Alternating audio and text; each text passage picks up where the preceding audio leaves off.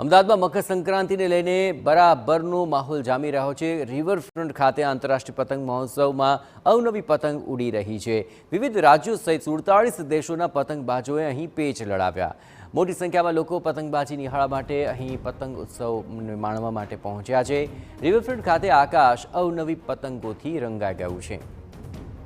Riverfront પર આંતરરાષ્ટ્રીય પતંગ મહોત્સવની અંદર 417 જેટલા પતંગબાજો ભાગ લઈ રહ્યા છે। ગઈકાલે પવનની ગતિ ધીમી રહેતા પતંગબાજો થોડા નિરાશ થયા હતા, પરંતુ આજે સવારથી જ પતંગબાજોને પતંગનો અને હવાનો સાથ મળી રહ્યો છે।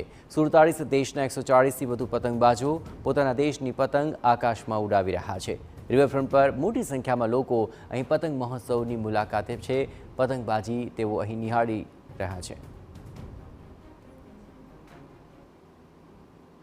તત્કાલીન મુખ્યમંત્રી નરેન્દ્ર મોદીએ કરાવેલી પતંગોત્સવની શરૂઆત સતત આગળ વધી રહી છે, ત્યારે અત્યારે પણ અમદાવાદના સાબરમતી નદીના કિનારે પતંગોત્સવ ઉજવાઈ રહ્યો છે। આપ સીધા જ દ્રશ્ય જોઈ રહ્યા છો અમદાવાદના રિવરફ્રન્ટ ખાતેથી, કે જ્યાં આંતરરાષ્ટ્રીય પતંગ મહોત્સવ છે તે રંગેચંગે ઉજવાઈ રહ્યો છે। 47થી વધુ દેશોના પતંગબાજ અત્યારે અહીંયા પોતાની પતંગો છે તે હવામાં ઉડાવી રહ્યા છે।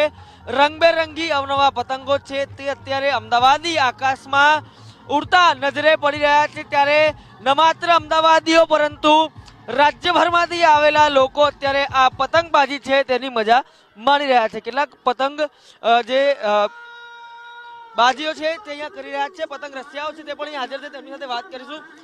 ક્યાંથી આવ્યા છો તમે? તમારું નામ જણાવો। હું અમદાવાદ ગોદરેજ ગાર્ડન સિટીથી આવું છું। હું દર વર્ષે આવું છું। 4 વર્ષથી હું અહીંયા કાઇટ ફેસ્ટિવલમાં પાર્ટ લઉં છું અને બહુ જ મજા આવે છે અને આ આકર્ષકો અહીંયા જોવા માટે ઘણી પબ્લિક આવે છે। અચ્છા, જે પ્રકારે અત્યારે માહોલ જામે છે, તમે પણ અહીંયા પતંગ ઉડાવી રહ્યા છો, શું કહેશો? પવનનો કેવો સાથ? પહેલા દિવસે થોડો ઓછો પવન હતો, પણ આજે જે પ્રમાણે પતંગ ચગી રહ્યા છે એના પરથી લાગી રહ્યું છે કે પવન આખો દિવસ રહેશે અને આજે બહુ મજા આવશે પબ્લિકને જોવા માટે। તો જરૂરથી આવું પતંગ મહોત્સવમાં।